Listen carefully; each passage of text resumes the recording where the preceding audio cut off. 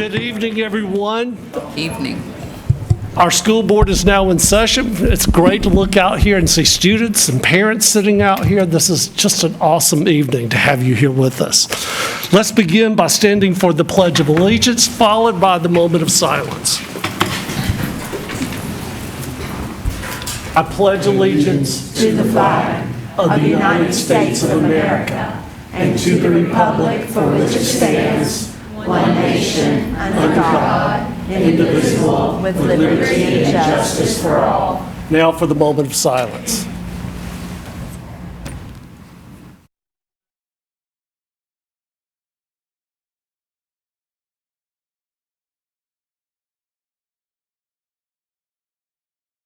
Thank you very much. You may be seated.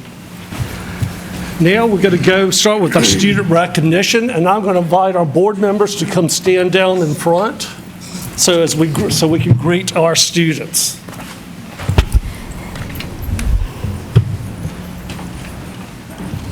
And Dr. Tutt, thank you.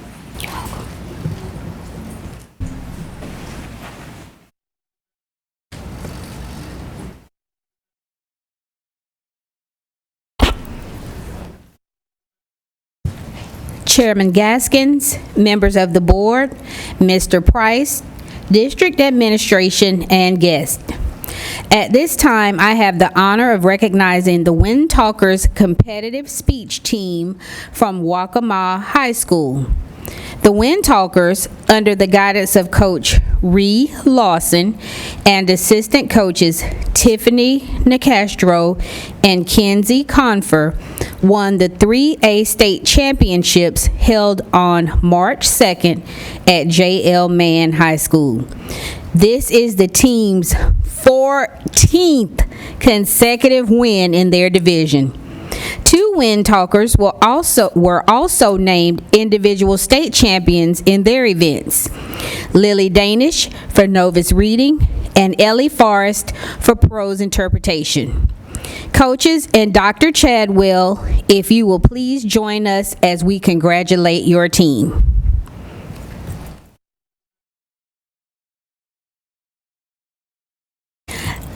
Team members, please come forward as your name is called. Team Captain, Charles Danish.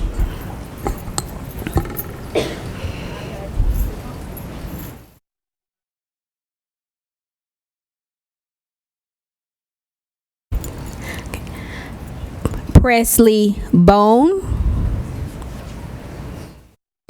Jackson Bowen. Lana Coleman. Lily Danish. Lillian Daub.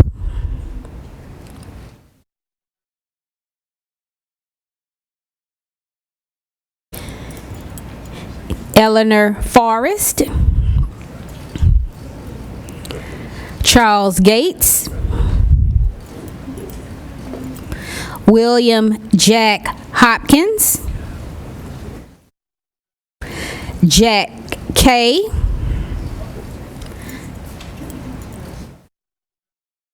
Sarah Knopp. Marie Darby Moore. Sophia Nicastro. Ella Pegg.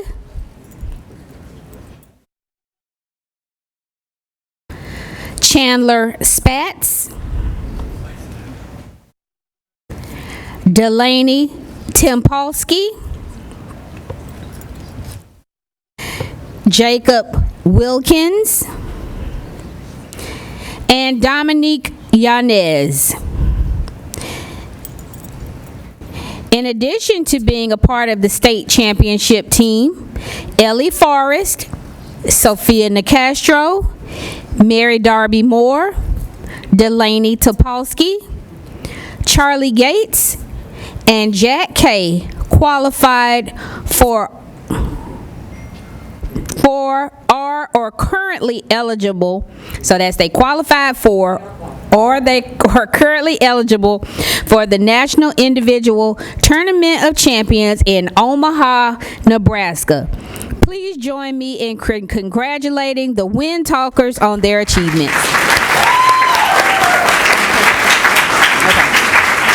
Please stand for a picture. Please remain for a picture.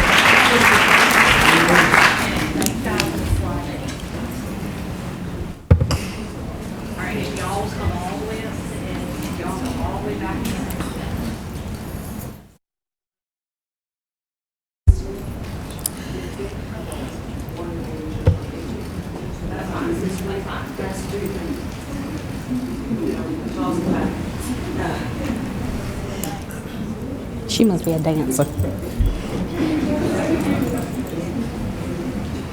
Okay, I need all of the Wind Talkers to take 2 steps. Okay?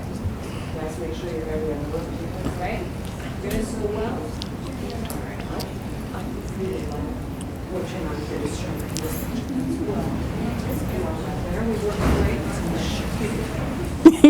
Kathy, Miss Anderson, will you go down there? Yes. No, you look. But I can see you. All right. On 3. 1, 2, 3. Again on 3. 1, 2, 3. Thank you. Nice. Thank you.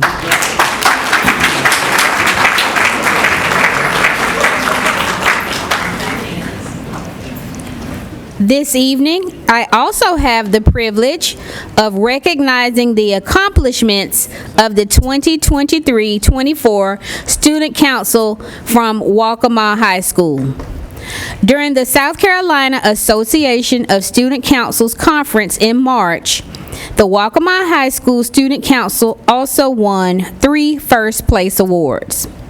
The council came in first place for their community service project, Warriors Honoring Soldiers, their school service project, Pep Rally Safe Spaces, and for the 18th consecutive year, they won the 3A Scrapbook of the Year award. In addition, earlier this month, the Waccamaw High School Student Council learned that they were named the 2024 National Gold Council of Excellence for the 2nd consecutive year. This distinction recognizes the exemplary record of leadership, service, and activities that improve the school and community at Waccamaw High School. Here representing the Student Council is their sponsor, Julie Humowitz, and Sophomore Class President Jack Hopkins, Sergeant at Arms Layla Christian, Treasurer Luke Kibler, next year's Vice President Abby Williams, and the 23-24 Student Council President Allie Douglas. Please join me in congratulating the Waccamaw High School Student Council on their national recognition and their achievements in this year's state convention. Congratulations.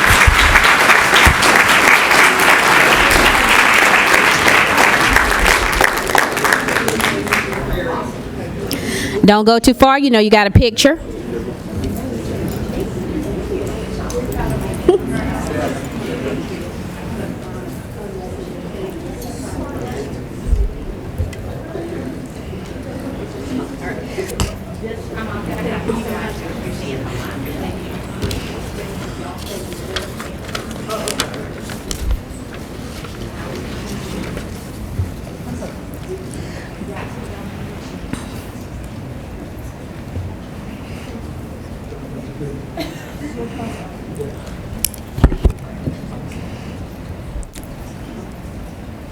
All right. Again on 3. 1, 2, 3. And again on 3. 1, 2, 3. Congratulations.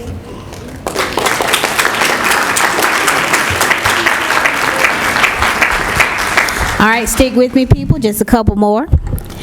Each year, students from North Carolina and South Carolina have the opportunity to submit artwork for inclusion in the Art-O-Lina Youth Art Gallery of the Carolina, located inside WonderWorks Myrtle Beach. This year's contest theme was Innovate and Create. It gives me great pleasure to share that Carvers Bay Early College and Career High School student Vanessa Hidecuddy, under the guidance of the art teacher Lynn Vogel, was selected as the winner in the high school division. Ms. Vogel and Vanessa, if you would please come forward at this time so we can recognize you.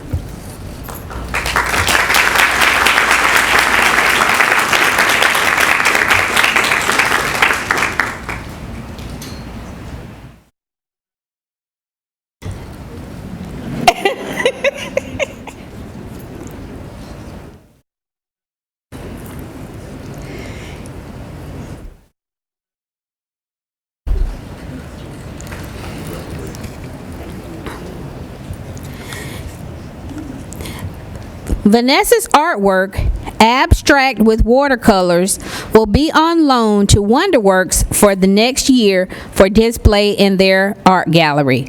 Please join me once again in congratulating Vanessa and Ms. Vogel.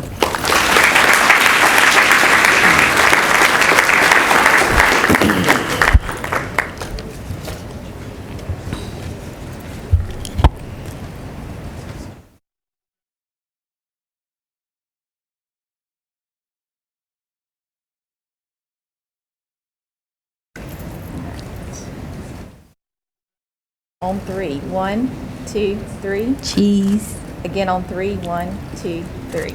Congratulations. All right. All right.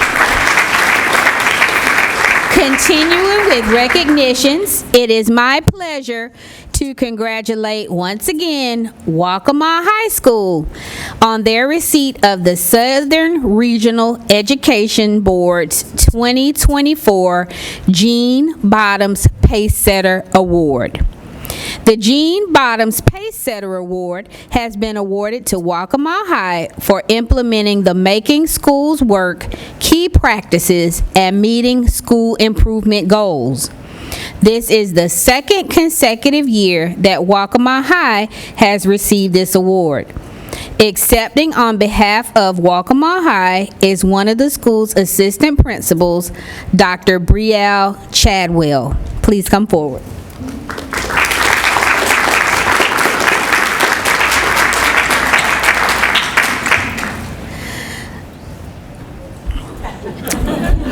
Okay. Please join me once again in congratulating Waccamaw High School and all of our winners tonight.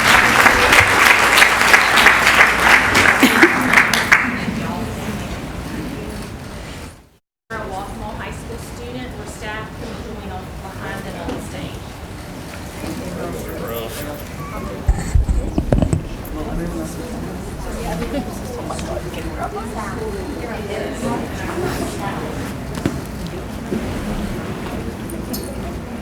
Some of you come on down to the stage.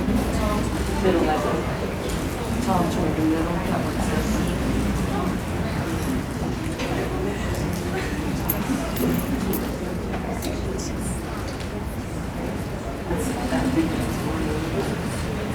All right. On 3. 1, 2, 3. Again on 3. 1, 2, 3. All right. Thank you.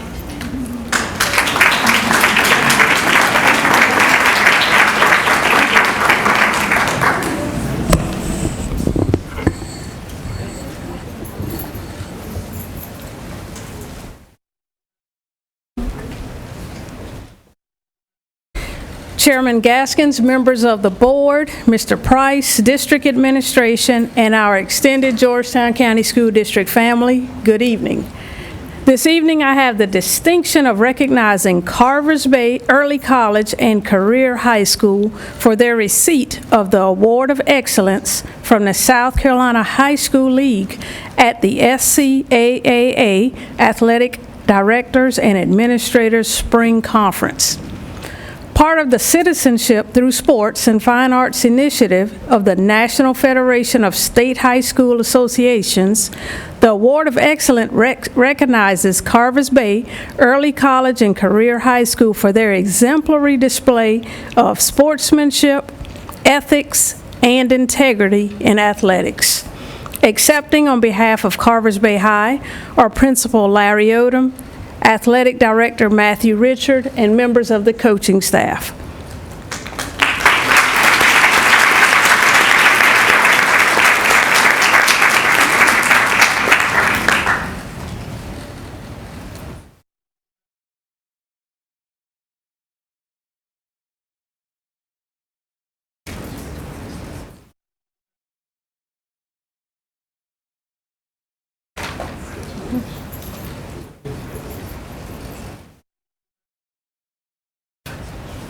I commend each of you and your teams for promoting good sportsmanship, good character, and fair play. Again, please join me in congratulating Carvers Bay Early College and Career High School on this recognition. All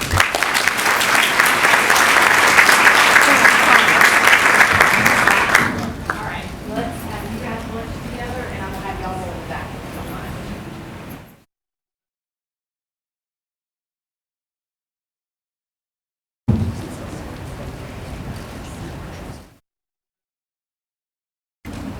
All right, Carvers Bay High, if you'll take one step that way. So I want to be able to see Mr., okay, good, I can see him. All right, on three. 1, 2, 3. Again on 3. 1, 2, 3. All right, thank you.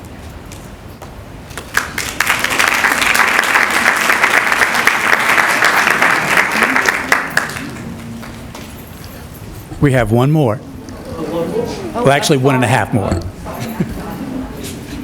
Chairman Gaskins, Vice Chair Ford, members of the board, Superintendent Price, district staff, and guests. Today, we gather to recognize those who help to form the backbone of our district, the office professionals who tirelessly keep the gears running, the projects moving, and the smiles shining. In a world where every task, every deadline, and every detail matter, they are the ones who help to make the difference. Your dedication, expertise, and unwavering commitment are the cornerstones of our success. Day in and day out, you navigate challenges with grace, solve problems with ingenuity, and inspire others with your passion. As we celebrate your elections to the the executive board, let us remember the journey that you have traveled together and the milestones you have achieved. Each triumph, big or small, is a testament to your hard work and your preservation. So here's to you, all of our remarkable office professionals. Your contributions do not go unnoticed. Your excellence fuels our progress. Your teamwork lights the path forward. Thank you for all that you do today and every day, and let's continue to strive for greatness together. So as I call your name, please come forward. Our President-elect, Ms. Clarice McKnight.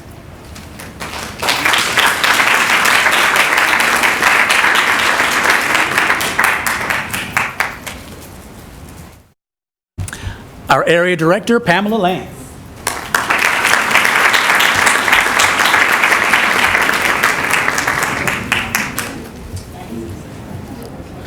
Our Presidential Advisor, Ms. Tina Gilliard Rice.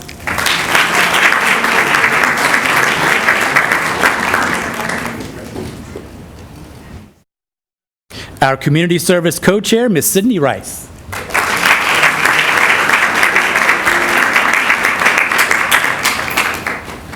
Our website coordinator, Ms. Sharon McLean.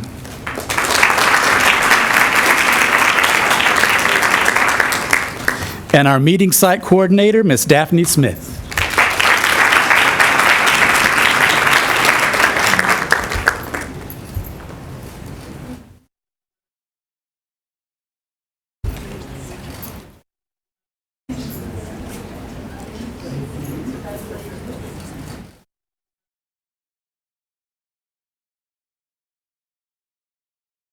All right, if I can get you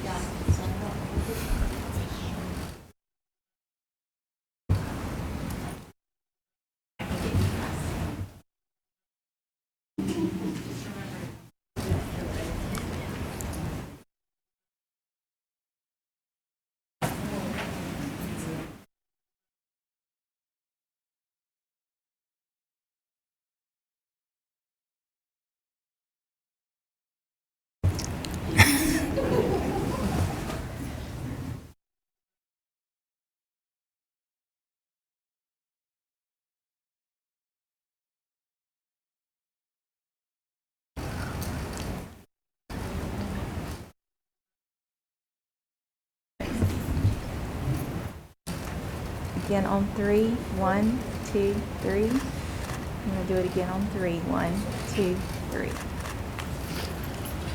Thank you very much. But Ms. Sharon McLean, if you could please stay for just a minute. Ms. Sharon McLean is the Senior Secretary Bookkeeper at Waccamaw Elementary School. She has been a member of the Georgetown County AEOP, her local association, for 7 years and has held several offices, including president. She has also been a member of the South Carolina AEOP for 7 years as well, where she has served various roles and is currently the website coordinator. Sharon is dedicated, and she is very deserving of the title of Georgetown County Association of Office Educational Professionals of the Year for 2023-2024. And I think your principal is here as well. Ms. Ashley Cameron, please come forward.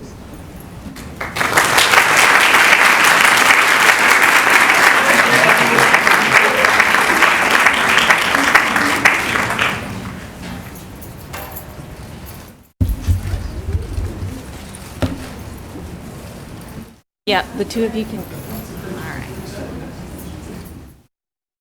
On 3. 1, 2, 3. Congratulations.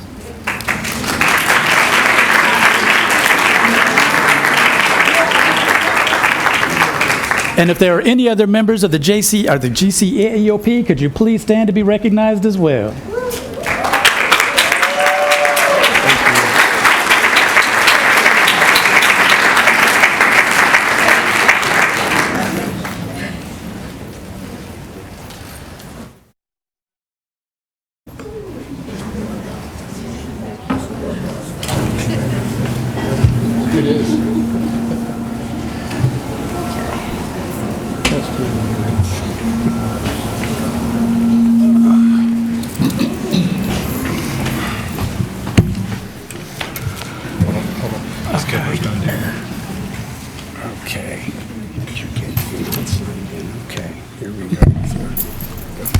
Chairman Gaskins, Superintendent Price, members of the board, district administration, and guests.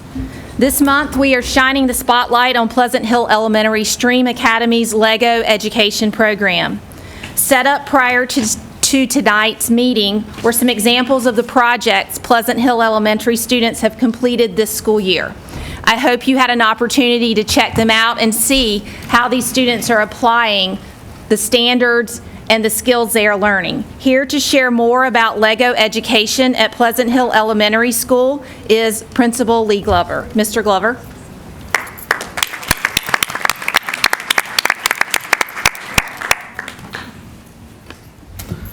Greetings, Chairman Gaskins, I'm sorry, Superintendent Price. It's okay. Board members, district staff, it is my great privilege and pleasure to speak to you this evening about the wonderful things happening at the Pleasant Hill Elementary Stream Academy, where our mission is to provide meaningful, innovative learning experiences for a community of diverse learners who solve complex problems with creativity and confidence. This year, we have been on our first STREAM tour, where our goal is to grow the future through STREAM. STREAM stands for Science, Technology, Reading, Engineering, Arts, and Math. I'm not here tonight to speak to you about the wonderful resources, furniture, playground equipment, etc. here at Pleasant Hill that we've received this year at Pleasant Hill. My focus this evening is to speak with you on LEGO education and how we use this as a learning tool to foster academic growth for our students. I hope you were able to look at the selection of STREAM projects we brought with us, a cross-section of student projects from this year. You ask, why project-based learning? Real-world applications to promote creativity and engineering helps individuals to develop the skills needed to complete our changing job market. Problem solving increases student engagement. In the beginning, if you begin with the end in mind, the journey is always more memorable. I take you back to thinking of the revised Bloom's taxonomy, where the highest level of learning takes place at Create. If you look at the pyramid, you'll see that there's a lot of factors that play in before students can actually do this effectively. There are many things one must understand and do to get there, but our goal is to make sure we leave an emphasis on learning each day and every day at Pleasant Hill. At this time, I'd like to highlight the 3 projects selected along with the processes to get there. First is our kindergarten project from the Coding Express kit, where students showcase their knowledge of weather patterns and seasons. Then we have a 3rd grade project using the Brick Essentials Lego kit, where students test force and motion along with the effect friction has on an object. Next, our 5th grade students use the Spike Essentials Lego kit to create a fan strong enough to blow paper structures over some distance. Kindergarten's project on severe weather and seasons, where students were to identify severe weather conditions and weather conditions associated with the 4 seasons. Our kindergarten team did an outstanding job providing cross-curricular activities to achieve the lesson objective. There were 2 specific science standards along with a math standard and an ELA standard that I'd like to highlight. KESS 2-1, use and share observations of local weather conditions to describe patterns over time. KESS 3-2, ask questions to understand the purpose of weather forecasting to prepare for and respond to severe weather. Ms. Martin and Ms. Langston, those are our kindergarten teachers. They have done an outstanding job providing daily for a calendar helper to become a meteorologist and check the weather. They discuss and graph for each month. They discuss and graph for each month as they notice the seasons change throughout the year. The math standard taught during this time is KMDA.4, where students use objects and picture graphs, as seen up here on the display, to represent data and draw conclusions. In ELA standards from the project ELA R.1, where students use critical thinking skills to investigate, evaluate, synthesize a variety of sources to obtain and refine knowledge. I don't know about you, but that's a pretty in-depth standard for students who are pre-readers to come in and for our teachers to have to teach. Again, this year it was my privilege to watch these teachers engage students in this unit daily. As you can see, the students created a model using Legos of the 4 seasons. They also built a train where they coded the engine to stop at each of the 4 seasons. At this time, students would then explain the season it stopped on and describe the weather patterns associated. You see, we teach it, then we build it. The result is innovative learning experiences. 3rd grade. Their showcase project was the Gravity Derby car, where the students conducted an investigation to collect evidence on the effects, balance, and unbalanced forces on the motion of the gravity-powered car. Standard 3PS2-1. As you observe earlier, students created a Lego ramp and car where they conducted several tests to see how far the car would travel with the only force being gravity. They did manipulate the car with no wheels, big wheels, little wheels, to see what effects friction had on its energy. The 3rd grade team did an outstanding job integrating math, ELA, and writing within this project. The math standard was 3MDA4, where students generate data by measuring lengths to the nearest inch, half-inch, and quarter-inch, and organize the data in a line plot using horizontal scales marked off at appropriate units. The students measured the distance the car traveled as they decreased the friction. The ELA standard taught during this unit was W3.0 1. Cause effect, as students use temporal and transitional words in order to explain and write a summary of the steps to their experiment. In 5th grade, the Lego lesson was Science We Cannot See.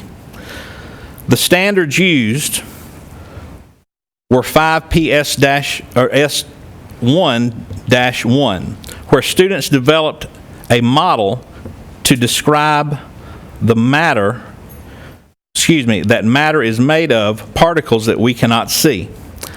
The learning target was to develop a motorized fan that is able to blow over a paper towel a short distance away. The resource used was a challenge backstory Lego lesson. Maria noticed when she opened the window, her paper blows around the room. How does this happen? The students programmed the motor using the Spike Essential app on their Chromebook to make the fan operate while coding it to have variable speeds, at which students could test the distance the paper was blown with the increased speed of the fan. These projects showcased this evening are one of many that take place weekly here at FISA. The foundation is laid down in the classroom with excellent instruction, but the magic happens when the students enter the Streamlab and create the model that provides solutions for everyday problems. When students leave FISA is affectionately known as Pleasant Hill Elementary Stream Academy. It is important that they are confident problem solvers that promote the overall vision of our school. And that is to cultivate responsible citizens who are motivated to positively impact the global community. At this time, I thank you so much for your time and allowing us the opportunity to work with such an outstanding group of young people in the Pleasant Hill community. And I would also welcome any questions that you may have about Lego education at Pleasant Hill. Thank you so much for all the hard work that your staff does, because I've been out there to witness what's going on out there, and it's awesome work. And also, all of our magnet schools are just really moving along. I'm very proud of all the work that all of you are doing. Thank you. And I will say the cohesiveness amongst principals, the camaraderie and collaboration, and the competitiveness has really been good for me personally, and I know them as well. And I would just, me personally, I would be remiss if I didn't recognize the hard work of an outstanding staff. Mr. Gaskins, thank you so much for that. And also our cohesive administrative team, in my opinion, they're second to none. And I just invite you guys to come out. May 17th is our next showcase at 9 o'clock. Come see us where excellence is everywhere, every day at Pleasant Hill. Thank you so much.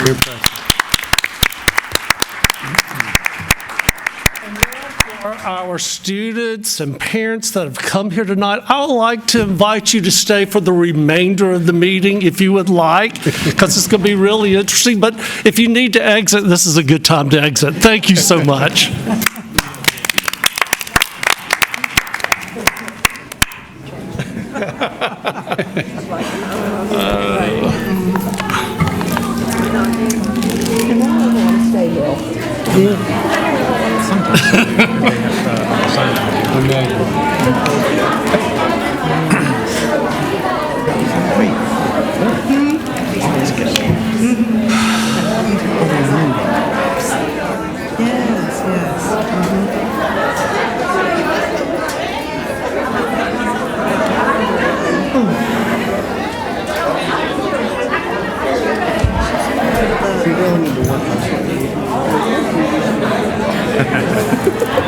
Just call in the rest. I mean, I don't know that that's what she's supposed to say.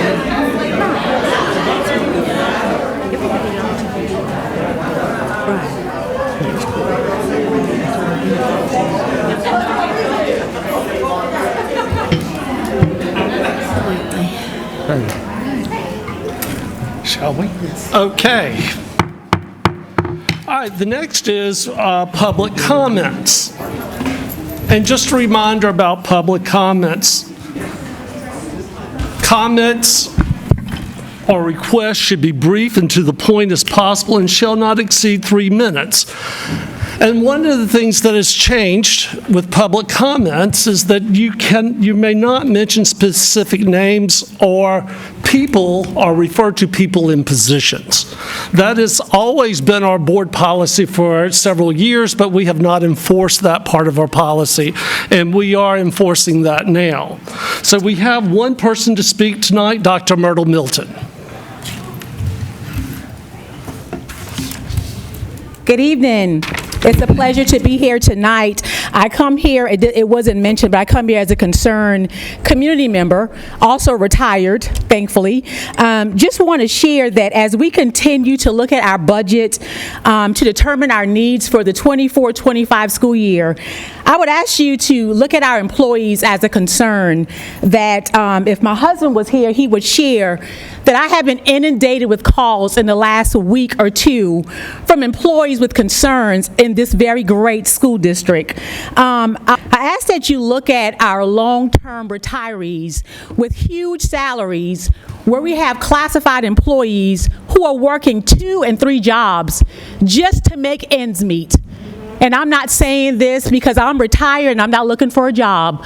I'm saying these employees who are working 2 and 3 jobs to make ends meet, yet we continue to look at employees at the district level with huge salaries and we're neglecting our classified employees who are struggling to make ends meet. I also ask you to look at our employees who have concerns where they feel like they have nowhere to go as far as a voice. They feel like they have no one to talk to. They feel like if they talk to anyone, they are now ostracized, they're criticized, and they're retaliated against. I had one employee who called me tonight to share with me that they have been sitting at home for 1 week waiting on a phone call from the superintendent who said they would give them a call back based on some concerns that another parent had. That employee's been home for 1 week and has not heard from anybody from the school district. Another employee has contacted me on Friday and say they have been misplaced from their location because of concerns that they're having with their supervisor. That employee has not been met with yet, to my understanding. But yet they're being told to make sure they perform their jobs. Another employee shared with me that they were told that they were being transferred and they heard it from everybody else other than their supervisors.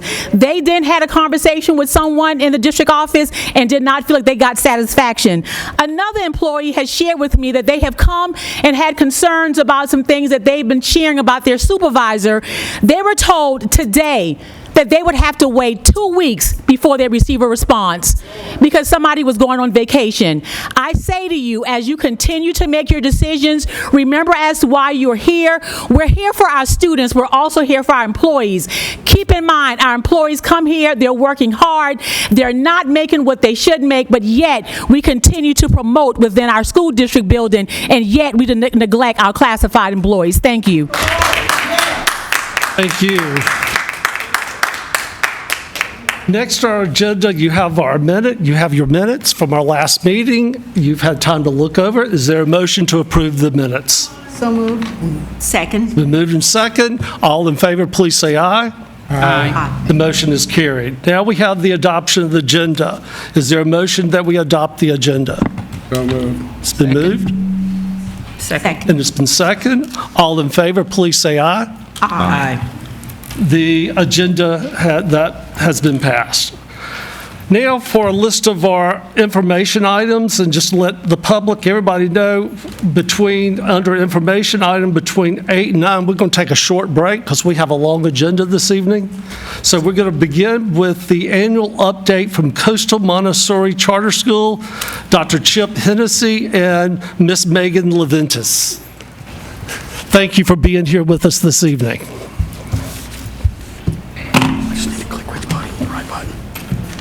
Okay. Good evening, Mr. Price, Chairman Gaskins, board members, district staff, and community guests. Thank you for providing Coastal Montessori Charter School an opportunity to speak with you tonight. My name is Chip Hennessy, and I'm the Assistant Director at Coastal Montessori Charter School, and with me is Megan Leventis, our board chair.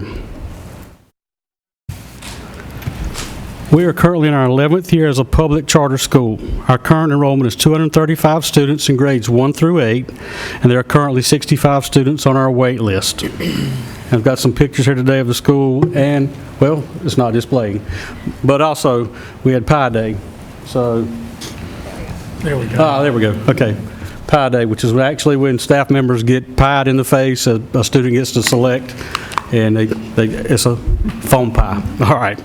Some activities we participated in the past year with the district are the Art Awards, the Academic Fair, the Junior Academic Bowl, the C.B. Dodson Awards, Y-Splash, and First Tee. And we thank you for the opportunity to be a participant in these district activities. Other activities we're involved in include visiting residents at Arbor Landing, beach cleanup at Huntington Beach, as well as various drives that support our local community. We continue to be committed to the education of our students, which include practical life skills, including grace and courtesy, learning how to prepare food in the classroom, gardening, and most of all, academics.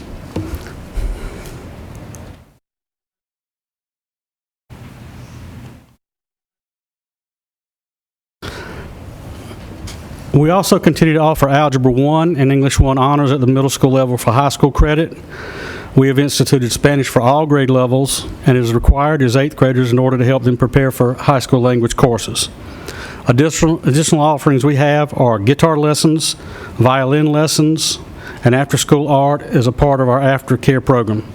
Our 7th and 8th grade students also participate in Students in the Word this year as well.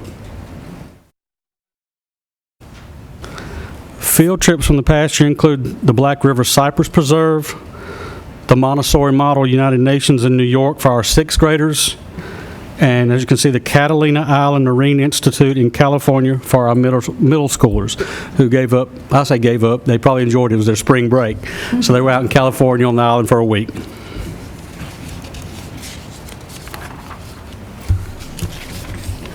We're also excited about other opportunities that have been made available to us. One of the subjects the district was instrumental in organizing was the 4th grade trip to view the Harriet Tubman statue and the one-woman performance of Harriet Tubman. We're also excited about the traveling exhibit Justice for All, South Carolina, and American Civil Rights Movement that came to the Southern Georgetown Community Library October 9th through December 16th. As you can see from this chart, our enrollment hasn't changed over the last few years. We have in yellow enrollment that was in August of 2020 and the percentage of enrollment in 2020 in Georgetown, Andrews, Murrells Inlet, and Pawleys Island. We still have a majority of our students from Pawleys Island, but we've also seen an increase in students from Georgetown, Murrells Inlet, and Andrews. As you can see in the green, the total enrollment present has gone up as far as numbers and percentages. As a result, we continue our marketing efforts during our enrollment period from October to December. We're planning to renew our billboard marketing off of 521, distribute marketing materials as well as mailing campaign flyers to all homes within 5 miles of each elementary school in the district. We also have had community open houses, parents' night, and a Montessori night.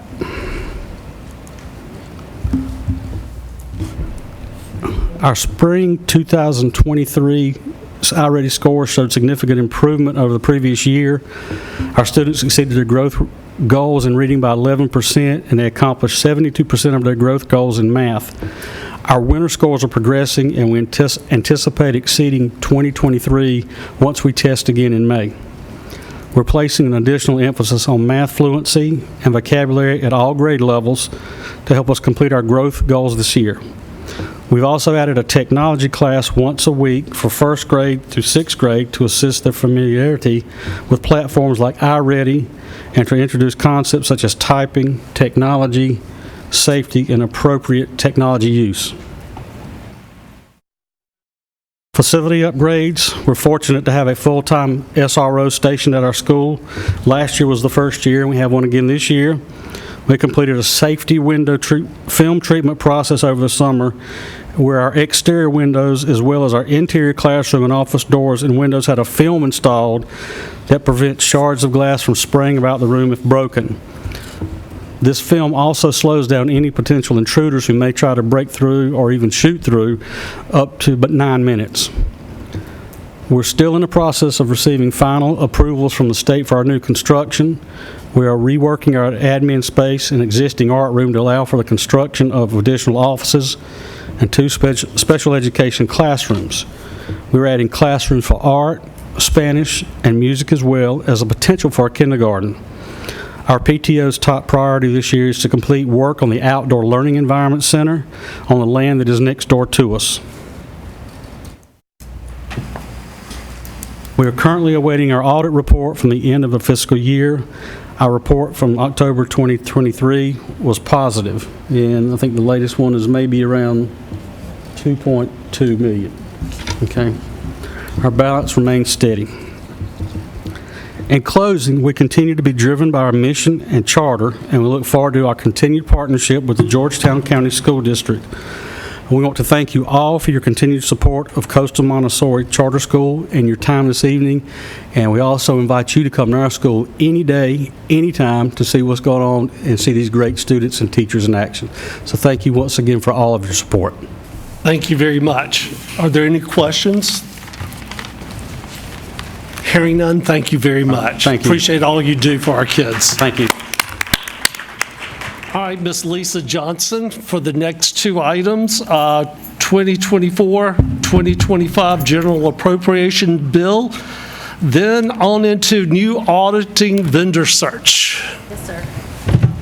And Mr. Street's actually going to take you through this. Okay, overview, perfect. And I'll be up here to help answer questions. Okay, thank you, Mr. Street. Good evening, Mr. Gaskins, Vice Chairman Ms. Ford, Mr. Price, board members, and distinguished guests.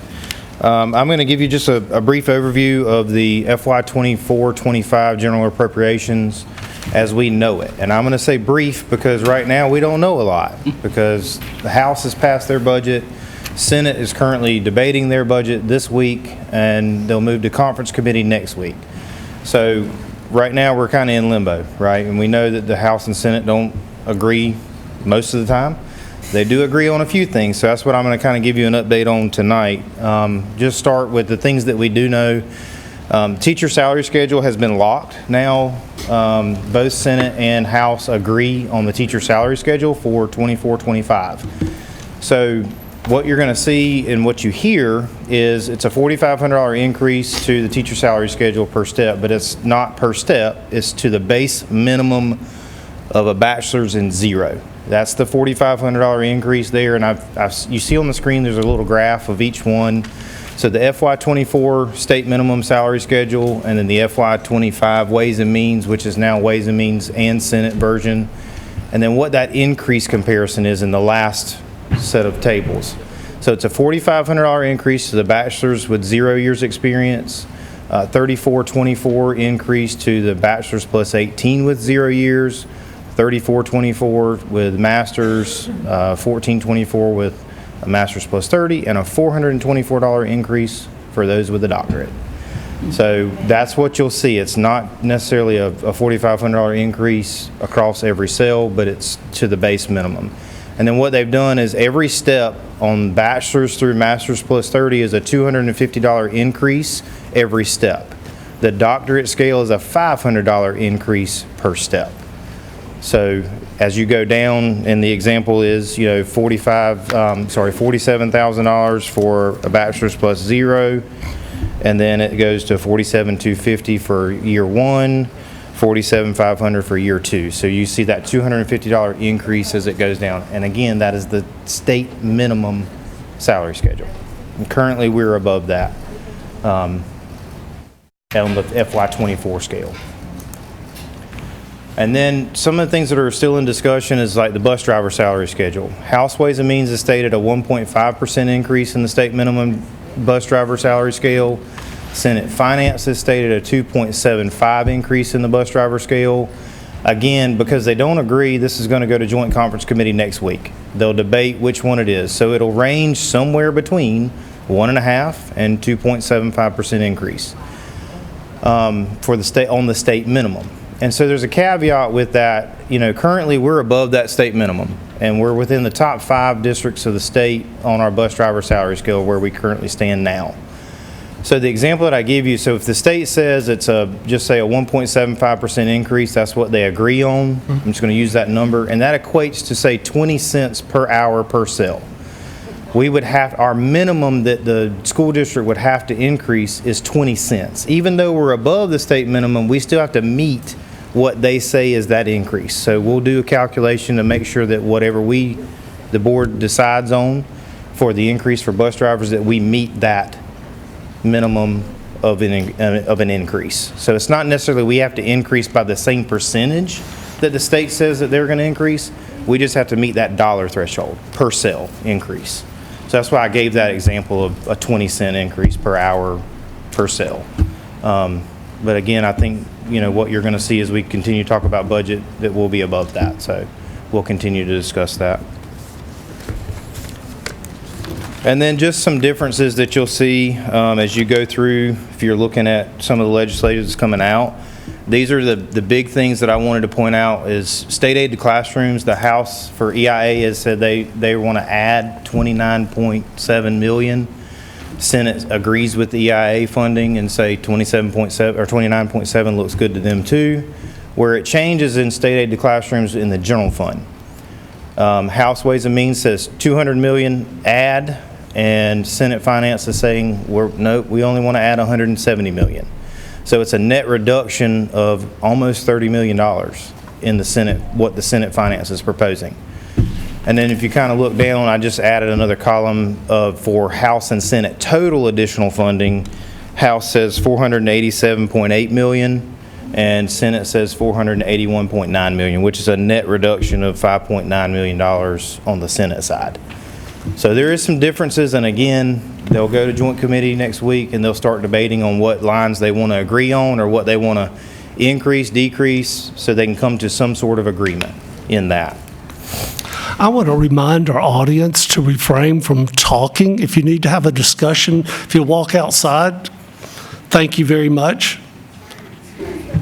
Go ahead. And then the last thing that I want to just kind of hit you on is the teacher ratio in the funding formula. You all know that the funding formula changed a couple years ago. We're now this is going to be year 3 of the new funding formula. And they moved it to a very complex funding formula that takes it where we can't really calculate anymore until we get projections. It makes it really difficult. But one of the things that they've done is they're using a student-teacher ratio formula to help say that, okay, you know, the House says they want to increase it to 11.3 students to teacher ratio. So it changes a little bit. The Senate's saying, no, we want to keep it at 11.2.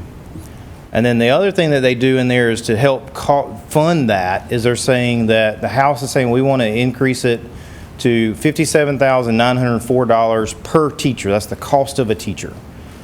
Senate's saying, nope, we want to leave it where it's at, tied to the salary schedule, a master's plus master's with 10 years experience. So theirs is $57,250, which is actually a reduction from the House of $654.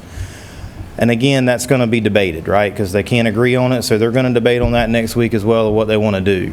And again, it makes it really difficult to fund because what the House has done is they're saying we want to just put it on a flat rate. And that way they can keep that flat rate. This is Brent's interpretation of that. I'm just going to tell you that. They want to keep it there so that it's not tied to the salary schedule. The Senate version and the current version is tied to the salary schedule, which means when they increase the salary schedule, that also increases that funding. By law, they have to do that if they keep it that way. So I think that's what the House's kind of consideration is by making it a flat rate versus tied to the salary schedule, because they know the goal is, right, by 2026 to get the base minimum teacher salary schedule to $50,000 a year. So if they continue increasing that, then that's going to automatically increase that funding in that formula. And so it's an unknown, right? We don't know how much revenue we're going to have in 2 years on a state level. So if they tie it to the salary schedule, then they know they have to continuously increase it. If they leave it at a flat rate, They can say, no, it's going to stay at the flat rate. Again, it's just kind of unknown. So some of the dates, this isn't in the presentation, and that's the last slide, but like I said, this week, Senate is debating their budget this week currently. Next week, Joint Committee will meet, debate, figure out what they want to do. And then the following week, Joint Committee will still meet, but they have to have their proposal to the governor for sine die. So we'll hopefully know something in a couple of weeks of a better idea of where we're going to be for next year, what kind of funding we'll receive in that. So I'm happy to answer any questions that you may have regarding this very brief overview. And again, it's very brief because we just don't know a whole lot right now. So any questions? I just find it very misleading with our House saying we're going to give teachers a $4,500 raise. Yes, sir. And that's what teachers are hearing. And that puts us in a bad position when we can't do that. It does. Thank you for all you You're do. very Any welcome. other questions? Thank you. Thank you. New auditing vendor search. Yes, sir. Chairman Gaskins, board members, Mr. Price. We received a letter on March the 8th from our audit firm, Darver Kelly, that we've been using for many years now, that they were discontinuing their school district audit practice effective immediately. So we just found this out in March. Our year ends June 30th, and the audit is due December 1st. So we have been in a real bind trying to work through what we need to do because we're required to have the audit by law. Just to give you some background, in addition to Darver Kelly, 3 other South Carolina approved audit firms, and all audit firms now have to be approved by the state auditor on an approved list, have also discontinued doing school district audits. There are a couple of reasons that can contribute to that. One of them is the staffing, accounting firm staffing. The young CPAs are not necessarily going into audit positions, and a lot of the senior level professionals are retiring, so there's that pipeline is very small. Also, as you can imagine, 80-plus districts are trying to be audited in 5 months, and that does put a real bind and a real pinch on schedules for audit firms. So some of them are just saying, we're just not going to do it. We have had, in addition to the 4 that Darver Kelly does, they do 4 school districts, including us. There were 10 others that went out on bid. So they did that, though, and have already worked themselves into schedules for these audit firms. We have found one that will do our audit. I do want to tell you there's a caveat. The audit is due December 1st. There is a chance that it will not be completed until after December 1st. And the penalty would go on January 30th. And we've been assured that we would not be penalized. We would have it in before January 30th, but possibly not on December 1st. So we are working with this firm, trying to get more information and some quotes and questions and meet with them, and then we'll be bringing that back to you because you all have to approve the audit firm. Any questions on where we are with the audit? So the State Department will not penalize us? You would get a written notice that the audit is late, but until after January 30th, there is no penalty. But after January 30th, then that's when fiscal watch would take effect. Okay. Anything else? And I have to tell you, I don't like it. I don't either. I know, that's It is kind of not- scary. Yeah, we've never had this happen before. How long has this firm been doing our audit?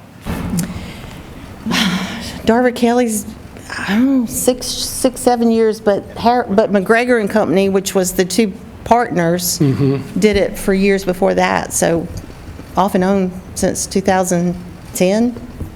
Well, we look forward to you bringing that contract back to us. Okay. Thank you. Quickly. Yes, sir. A quick Yes, sir. question. What is the penalty for not meeting the deadline? Is it financial? For the January 30th deadline, then the state puts the district on fiscal watch. We don't want to be. But there's not a financial penalty connected with No, it? sir, not just for that. I'm sure if there were a number of problems, then they could. But no, it would just be that the state keeps a really close eye on you until they take you off. Okay. Thank you. Thank you. Anything else? All right, moving forward, 2024, 2025, new textbook adoption. Dr. Giles.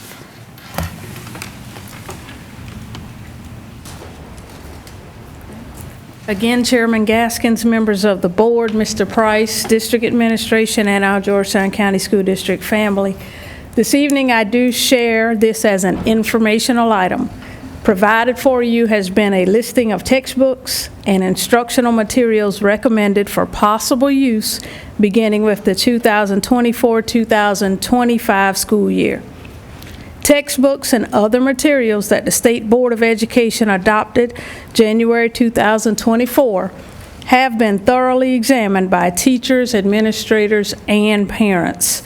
In addition, each textbook publishing company was invited to the state textbook hearings, also known as caravans, to give a presentation to committee members regarding the company's materials being considered for adoption.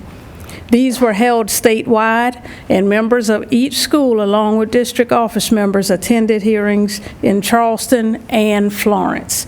So this evening, we recommend these materials for adoption to be used beginning again 2024-2025 school year. Are there any questions? Patty? I guess as I look at it, even though they're adopted, that doesn't necessarily guarantee us that they'll be on the list to be purchased for that year. Is that still the practice? They have provided a link for us for pre-order, but the pre-order has not been completed. They were still working on it 2 weeks ago. And sometimes that doesn't necessarily mean all of those textbooks Correct. Yes, will be ma'am. in for the coming school year. So adoptions, I think that happens sometimes in classrooms where teachers think, hey, I'm getting this brand new reading program, and then it's several years down the road before they allow grade such and such to get that book. I just think that needs to be really clear to, as I'm thinking about it, I'm just sharing that with our public. That might not mean that we got new ones next year. Yes, ma'am, that's correct. That's correct. Is there anything else? Thank you very much. Thank you. Strategic plan update, Dr. Barano.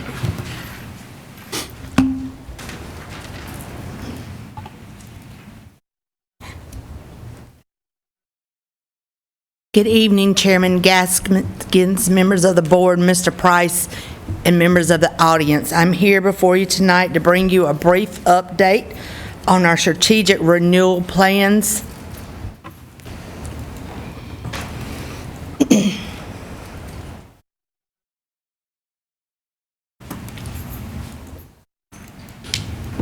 Each year we are required to provide an update to our 5-year plan. Our plans are 21 to 27, and we are on our 3rd annual update. All updates are due to the State Department by April 30th, and I'm here tonight just to give a brief update. Each year we review those plans at the school level and the district level. We review the action steps, the timelines, and the costs and funding. We update the needs assessment and the executive summary to include fall and spring data, and all goals are updated with the spring 23 actual data. If the actual data meets the projected goal, then we have to update the projected goals for the next years as well. You were given and provided a link. On that link, you have the district's annual review plan as well as all the school plans. And again, this just lets you know about the needs assessment. It also provides you with the page. You can find that on the district's full plan. The needs assessment includes anything that we discussed that is not on our state report card. We report out on our iReady data, our DIBELS data, MTSS data from RTI stored.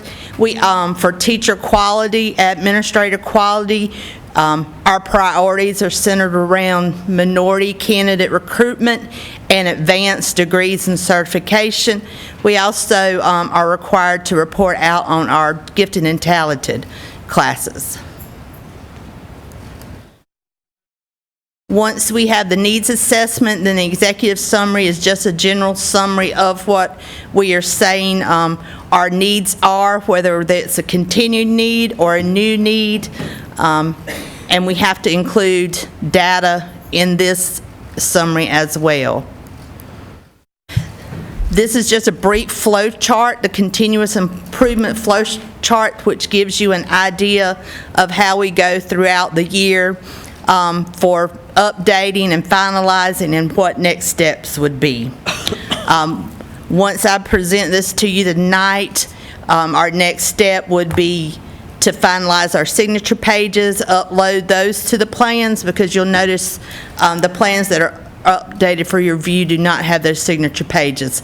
Then those will be submitted for district review, and then we'll submit for state review. And we typically hear back in October of each year for those plans, whether they've been approved or approved pending amendment, and then we bring that information back to the board as well.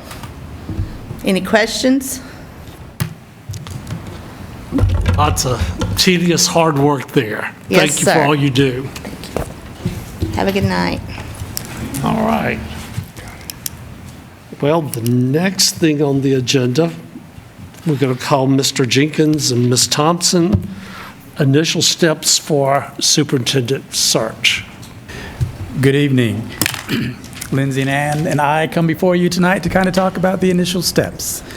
So as you're aware, Superintendent Price will be leaving Georgetown at the conclusion of the 23-24 school year. Therefore, we need to start having discussions about the steps we need to take in order to secure a new superintendent. The initial step should be to develop a plan to secure a superintendent search firm. For a medium-sized school district such as Georgetown, we would generally enter into an agreement with a service that specializes in school district superintendent searches. If this is the route the board decides to go, there are generally two options. The first of which, the board can request that the district draft an RFP, which is a request for proposal, for which the district would bid out the process. Once the bids were received, they would be reviewed, a service selected, a chance for disputes, and then a contract signed. Or there's option number two. The district could request to enter into discussions with one superintendent search firm, as this is allowed under the Procurement Exemption 5-E Executive Search and Recruitment Services. Since there are only a handful of search services which operate in South Carolina, this is a viable option. However, there are pros and cons to both that we can discuss if you would like. But one of the things that district administration in support with the board want to stress is the importance of transparency and open communication throughout the search process, keeping all stakeholders informed about the search process, decisions made, and the opportunity for input. Transparency builds trust and ensures that everybody feels valued and involved in the process. Any questions? I do have a question. How long does it take for the RFP versus the one search service? If you go for an RFP, that is probably going to add an additional 60 to 90 days onto the process because you have to draft it, you have to put it out for bid, then whoever is selected to be reviewed, there's that process of reviewing, and then there's at least a 10-day dispute process before you can sign any type of agreement, and that would be the first thing that you would have to do before a timeline could be developed, next steps could be taken. If you go for a sole source, then essentially you're entering into negotiations with one reputable superintendent search firm, and that is probably going to cut 60 to 90 days off the superintendent search process. So you're probably looking, if you go with step one, anywhere from 6 to 9 months. If you're looking at step number 2, you're looking anywhere from 4 to 6 months. Thank you. Any other questions? And I was just going to follow up, excuse me. from Mr. Jenkins. So once we have, you all have selected first your method for determining the search firm that you're going to use, then we'll begin looking for a search firm. And as Mr. Jenkins said, there's only a few groups that operate within South Carolina, so that's a fairly easy task to choose the group.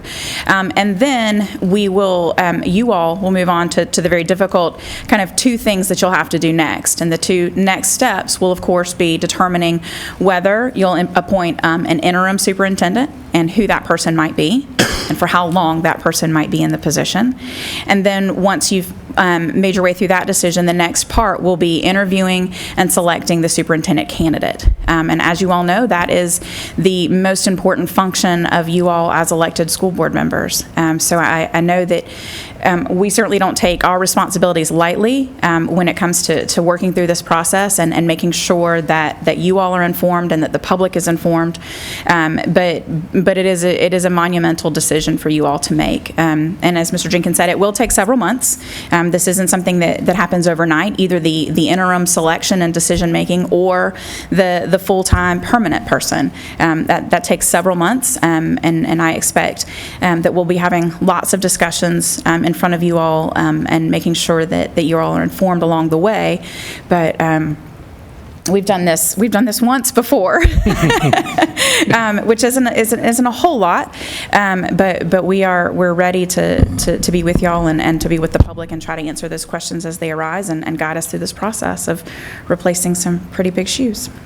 Thank you very much. I know this is a big task for this board, and we regret that Mr. Price is going to be leaving us. The leadership that he's provided us for the last 4 years has been remarkable in where we are today. But as chairman of the board, we do want this to be a very transparent process. We want to get community input, which the search firm that we hire will be doing this for us, will be guiding us. So just rest assured to the public, we want this to go very smoothly, and we hope to have a superintendent named in 4 to 6 months. That would be our goal as a board. So, Ms. Do you have a question? Excuse me. Yeah. How soon can we start an interim search? An interim search, the first thing that you would probably need to do is contract with a search firm. But if that was something that the board decided to go in that direction, and it could be something that could be actually put into place this evening, if that's the direction that you choose to go. That's not something we can do right here in-house. That's not something you can do in-house. You got to put it out to a firm? No. But they will give you multiple options as far as the direction that you would like to go. They could talk to you about the pros and cons of an internal candidate, and they could talk to you about the pros and cons of an external candidate. So essentially, if you decided to go with an internal candidate, Mr. Price, if you don't mind, has agreed to stay until the end of the fiscal year, which would be June 30th. So you would need to have somebody in place, hopefully well before that time. That's my question. We need to have somebody in place before he leaves. It will be the goal of this board to have someone in place for that position by mid-May. Yes, sir. At the latest, hopefully earlier. Yeah, typically that would be the way that it would go. The first meeting would be to select a firm. The second meeting would be to determine whether or not you were going to go with an internal candidate or an external candidate, and then you would vote and name that person that was going to be the interim, probably at the next meeting. So this is very doable if you wanted to have that done mid-May. I think that answered my question. I was going to mention that I know that we do want to expedite this process as quickly but efficiently as possible. And I think we're going to explore the pros and cons of each, the RFP versus the sole source. I'm kind of leaning towards the sole source mainly because it seems like that can be done, that can help us move a little quickly along the way. And as soon as we can identify which we're going to do, then we can go on to the next step, which would be the interim. Yes, ma'am. Definitely. And then typically, once your interim is named, is when the timetable comes out next. Right. So, anything else? Thank you very much. We appreciate it. Lindsay, and don't go anywhere, Ms. Thompson. Yes, sir. I'm here. Policy BFG, policy review and evaluation. Yes, sir. Good evening, Chairman Gaskins, again, members of the board, Mr. Price. The first policy that we have up as we're going through our policy manual revision is policy BFG, policy review and evaluation. And honestly, the substance of this policy is repeated in 3 or 4 different places in the manual, that it's your job to update policies, and you're going to ask the superintendent and the staff for their recommendations, and then you're going to vote on them. We have that in so many multiple places throughout the policy manual that I think it's sort of redundant to have that policy. So I just recommended striking it as a whole, since we have it in lots of other places. Okay. The next one is policy BHE, board member insurance. This is just one of those really, really small additions, is that you all that the district will maintain adequate insurance on behalf of the board to protect you all and to insure you all in the event of any claims of liability, damages, injury, that sort of thing. And I've added the sentence that it would be subject to the terms and conditions of purchased insurance. So we're at the mercy of our insurer in terms of what they will and will not cover. So we just added that little caveat in there. It's not full-blown coverage for anything and everything, but it's subject to what they have to say. So it's just a very slight addition there. The next policy is BI, School Board Legislative Program. And with this one, this is just our policy that says that you all will remain and keep yourselves apprised of legislative updates, both at the state and federal level, and that you will work with your local elected members, your state elected members, and at times even your national elected members, to pursue the mission of quality public education for the students in Georgetown County School District. And it's very simple. I really just updated that one sentence. The wording was a little wonky, so I tried to combine the first and third sentence into sort of a second sentence. Nothing major, nothing really substantive change, but just a little wording there.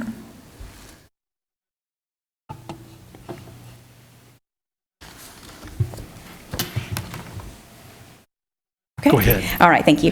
And the next one, I'm sorry, any questions on that one? We talked about having a break. Are we good? Can we move? Oh, that was the break. Oh, I'm sorry. I'm sorry, sir. Okay, we can move on. Keep moving? I thought it was going to take much longer to get to this point, but Gotcha. Go ahead. All right, well, you just let me know. Okay. All right, so if we move on to the next policy then, is policy BJ, school board memberships. And I added the sentence, as you all know, the district maintains your professional memberships and professional organizations. And so I added there that the district will pay for those memberships as authorized by law. Certainly we can't pay for your membership in, an engineering society, but we pay for your professional membership in school board and school board related associations. I did strike the last paragraph because I really don't know how it fit into the policy to start with. It said that to help members develop understanding of the educational program, the superintendent shall request members of the professional staff to appear before the board from time to time to present, discuss new developments. I don't really know what that had to do with the legislative program, with the school board memberships. No idea. It sort of was kind of a one-off. So I just recommended striking that paragraph. It just seemed sort of out of place for me. And those were the new batch. The next policy that I have is an annual update, and that's to our school attendance zones and transfers and withdrawals policy. And as you all are aware, our Department of Justice decree requires us to update this policy annually, and the only thing we have to update is our ratio of black students to minority students, non-minority. The wording is strange, so let me make sure I'm getting it right. All right, so we're reporting, this year we have 42% black students, 8% Hispanic, and 50% other. We've never included that Hispanic number in there. We've included it in other, and that I don't believe is necessarily the way it should be, because it says being students not of Hispanic or black origins. So we kind of separated those out for clarity's sake, but it's just an annual update to those numbers. Just recommending that we abide by our decree. And Any questions? You're doing good. Okay, keep on rolling. All right. The next policy that we have on the list, okay, just to make sure, this is our acceptable use policy. It's policy IJND-R, and this is where one of the places where our information about cell phones, students and cell phone uses. And you all requested at the last meeting to have a discussion regarding our cell phone policy as it pertains to the pending proviso on cell phone usage in the classroom or in the school. And so right now, our cell phone policy, it says, I want to make sure I'm quoting exactly the right spot. Pardon me. Is that it right in front of me? I'm sorry. Yeah, I can't even, but basically, we can use cell phones in the classroom at teacher discretion. And the new proviso would take out that teacher discretion, and it would be that there would be no use of cell phones in the classroom any longer. That's the pending proviso. But again, that proviso is pending. It's been passed as part of the budget by the House. It is sitting with the Senate currently. I have no reason to believe that the Senate will take that particular proviso out, but they could, or they could change the wording of it. It's hard to know until the full budget with all of the provisos are passed exactly how that'll be worded. So, at this point, my recommendation is that we wait another month and a half or so, see where the legislature falls on it, and exactly what their wording will be, so that we can mirror that. We may not necessarily need to wait for the School Boards Association or the State Department to issue a model policy, but I think I would at least like to see what the proviso comes out to say. But that's certainly your purview, and Mr. Price may have some input. Yeah, Ms. Thompson, I was just going to add, if you look at the section where it references handheld communication device usage, and the very last sentence in that section is where it addresses cell phone use by students in the classroom. It says that limited use of cell phones and or handheld devices in the classroom is permitted at the discretion of the classroom teacher. If this proviso passes with the budget, that removes that flexibility. It is no longer allowed, even at the discretion of the teacher. It should not be allowed. And I think you have this pulled up, policy JF, students' rights and responsibilities. Ms. Kibler has it pulled up for us. Yeah, I think there's a stronger language about the use of cell phones in that policy. That cell phones have to remain out of sight, turned off, and not activated unless approved by the teacher or administrator for educational uses. Right. So very similar, but as you said, stronger. It's a stronger language. But also not what the proviso says. Right. As it currently stands. Right. In the format it is right now. And that proviso is tied to funding, right? It is. Ma'am. It is. And I believe basically the way it reads, and I believe it's at the end of the attachment that's in your board docs, is that any state agency who receives funds provided by that budget must follow those proviso rules that are attached. Yes, to receive state funds. There it is there. Right, and that's what concerns me is the money attachment to that, and then other employees with cell phones in classrooms, and how's that all going to actually, I mean, I'm just making a statement. I'm not sure how that's going to play into funding and that kind of thing. And we actually as a state had input, I guess, from parents and from our stakeholders? Or is this just a state legislative? This is a legislative action. Yes, ma'am. That's what it seems like to me. I'm not sure if there was I would say that we certainly haven't had that kind of input that we would think before you moved something to an either or. I know prior to this, there's been discussion at state legislature putting this into law instead of a proviso. I know that's been discussed. And I believe the United Kingdom has already passed this as a countrywide law. Wow. That no one can use a cell phone in a classroom? Correct. Does that include teachers? in this? I don't know it well enough. I believe it was aimed for student use in schools and classrooms. I'm not sure if that spans beyond student Right. use. I just think it's Yeah, I think it's strange. one of the things we probably should be doing now is making sure that we are enforcing what we currently have in place. And so, I don't want to, I think I'm not sure exactly where it starts. I think some teachers are more hesitant to enforce it because they don't feel as if they're going to be supported by their principals. And so we need to be able to create a climate to where everyone is on the same page in terms of the expectations of following this policy.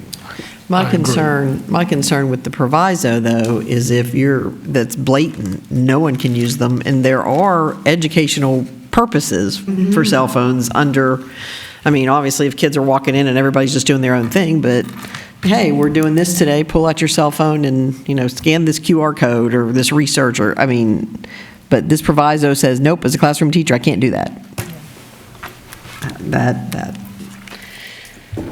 That's concerning.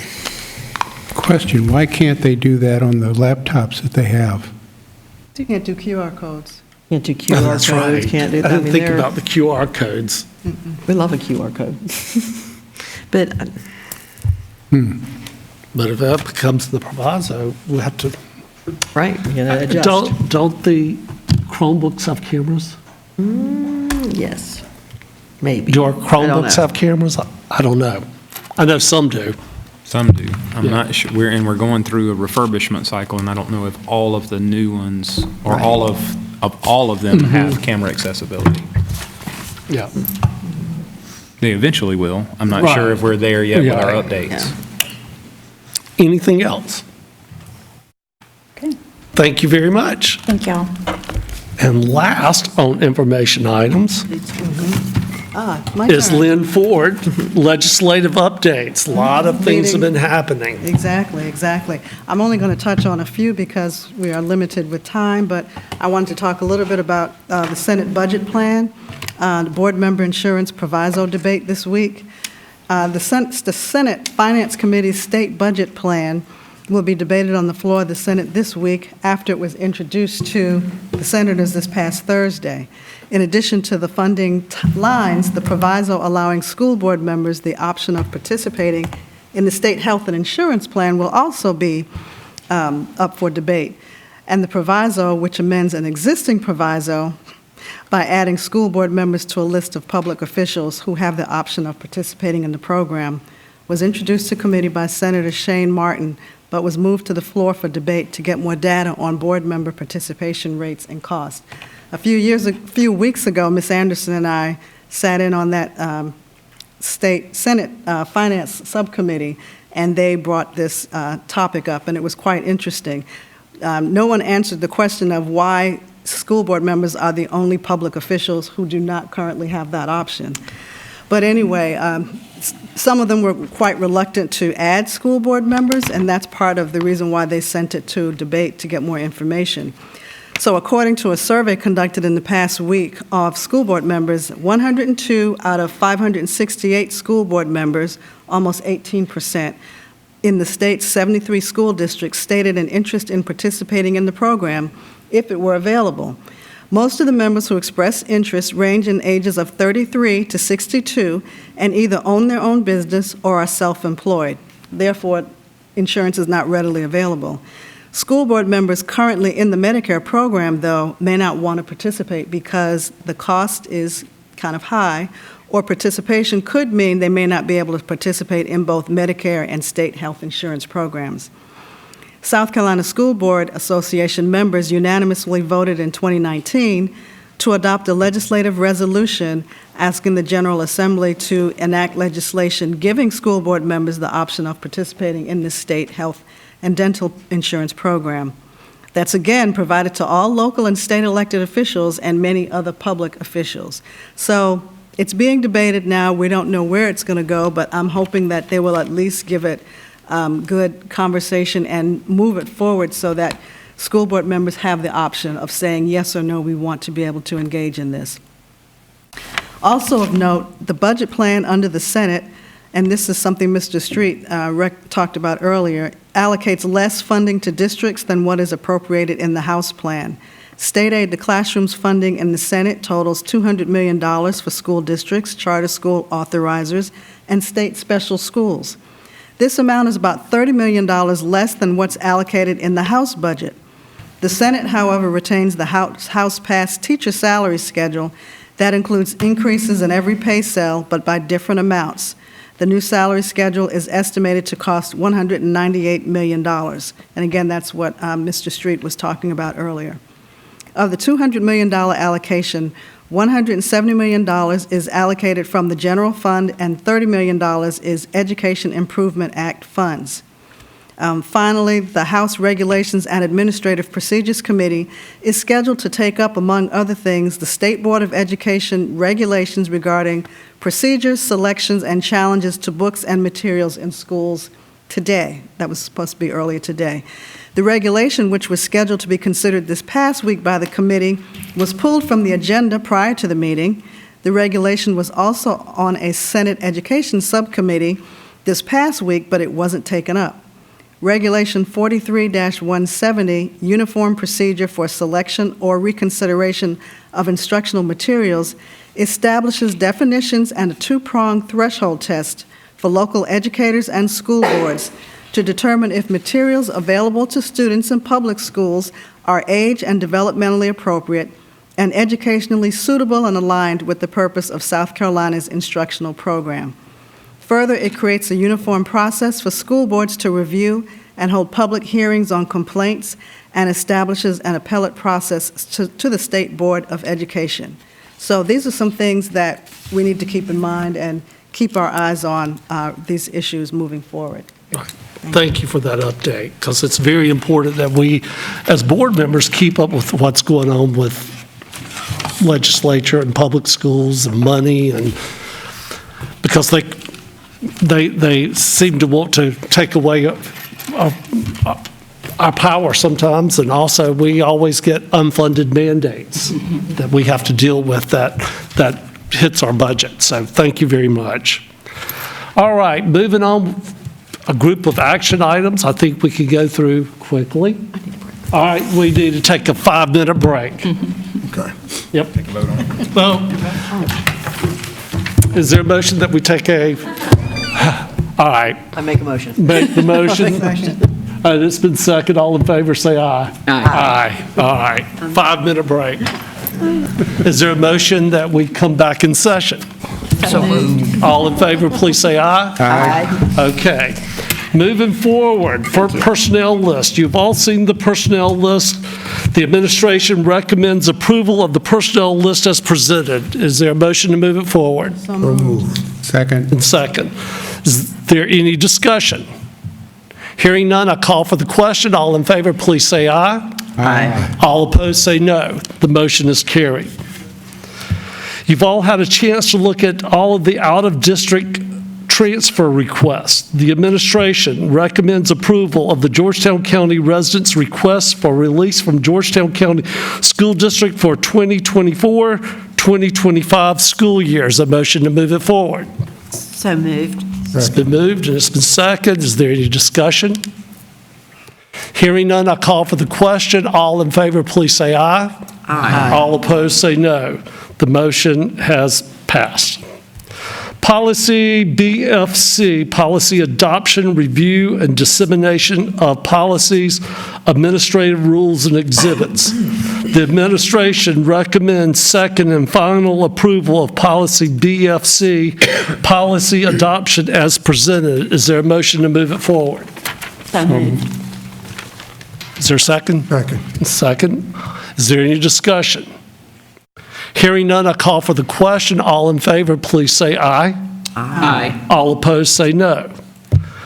Next, the administration recommends second and final reading approval rescinding policies BFCA, Board Review of Regulation, BFD, Policy Dissemination, BFE, administration and policy absence, and BFF, suspension of policies, and combining these policies into the revised version of policy BFC, policy adoption, review, and dissemination of policies, administrative rules, and exhibits. Is there a motion to move that forward?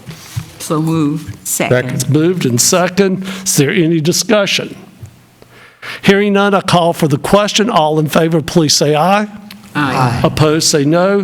The motion has passed. Policy IKE, promotion and retention. The administration recommends second and final reading approval of policy IKE, promotion and retention as presented. Is there a motion to move it forward? So moved. Second. Moved, and it's been seconded. Is there any discussion? Hearing none, I call for the question. All in favor, please say aye. Aye. All opposed, say no. The motion passes. Policy BDDH, public participation in board meetings. The administration recommends second and final approval of policy BDDH, public participation in board meetings as presented. Is there a motion to move it forward? So moved. Second. Is there any discussion? Hearing none, I call for the question. All in favor, please say aye. Aye. All opposed, say no. No. Might need to do a hand vote there. All in favor, please raise your hand. All opposed, raise your hand. The motion is carried.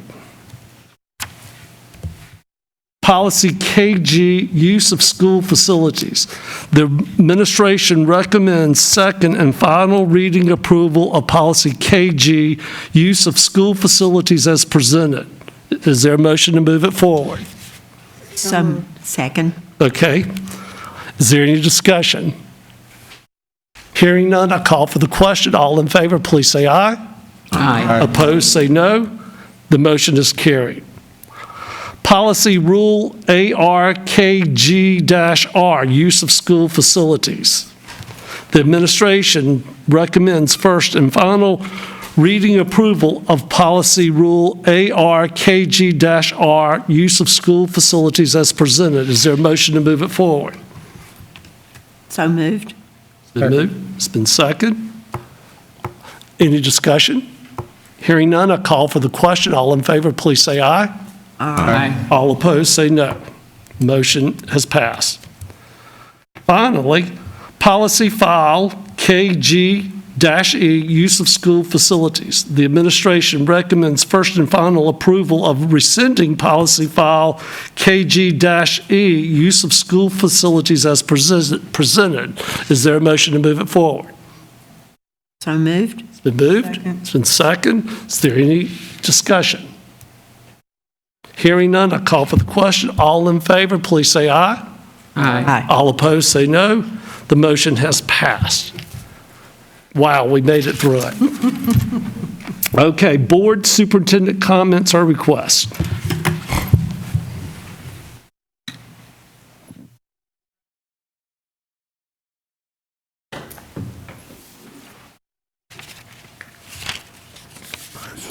Mr. Price? All right.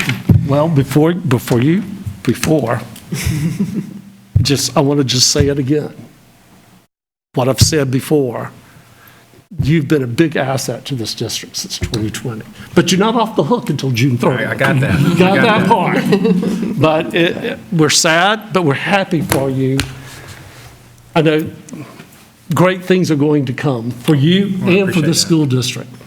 Well, I appreciate that, Mr. Chair, and to the entire board that I know I'm not off the hook yet. I know there's still work to be done. I still have your phone number. And I have a lot that I want to say, but I'm going to reserve those comments until a little bit later. But just know that since I began in Georgetown County School District back in 2020 in the midst of COVID, that I have never felt anything but support from this board, from my team here at the district office, and for all of our employees, students, and families throughout Georgetown County, that everyone has this school district's best interest in mind, and we're all working as hard as we can, as unified as we can, to try to bring about all that we think is right for the students and the families of this school district. So it's been an honor and a privilege, and I'm going to stop because I'm going to begin rambling, and I'll get emotional. So I'm going to focus on what I wrote, and then we can move on with the agenda. But thank you, Mr. Chair.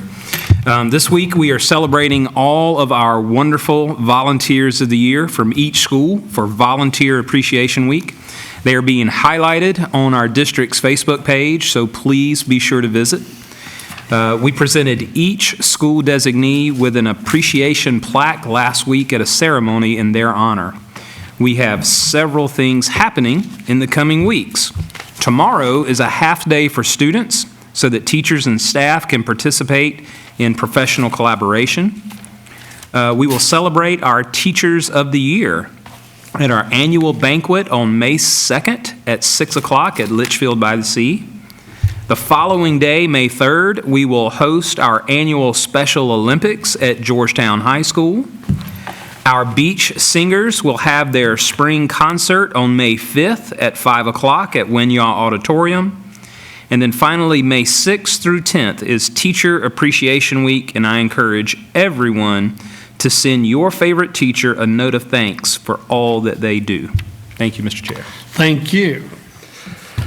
Next, we have executive session for the purpose of student appeals, sadly, superintendent contract, and legal advice regarding contractual obligation for superintendent search firm. Is there a motion that we go into executive session? So moved. Second.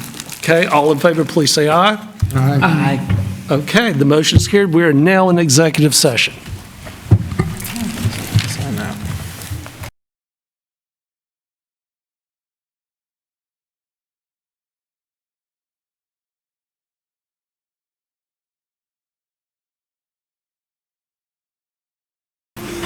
Need this, do I? I didn't know what Dorothy was talking about when I was young, but I know now.